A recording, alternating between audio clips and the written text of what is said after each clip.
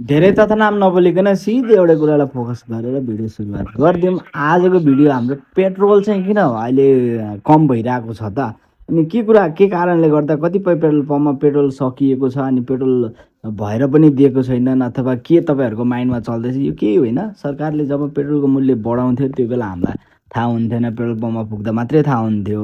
जब सरकारले पेट्रोलको मूल्य घटाउँछ त्यो चाहिँ ढोल पिटेर गर्छ। जब ढोल पिटिसकेपछि कुन चाहिँ व्यापारीले एउटा ब्लाइन्डली क्या कुन सामानको मूल्य भोलि कति हुन्छ थाहा नभइकन कसरी पर्चेस गरेर ल्याएर राखेको हुन्छ त? उनीहरूको ब्याकअप अथवा कुन माइन्डले कति सामान बराबरको कति प्राइस बराबरको सामान मैले थेक्न सक्छु भन्ने व्यापारीलाई थाहा हुँदैन नि त। त्यही किसिमले उनीहरू चल्नुको लागि सामान ल्याएको थिएन, अहिले त्यो किसिमले मार्केटमा त्यो सप्लाई भएको छैन, अनि त्यही भएर सामान छैन नि त।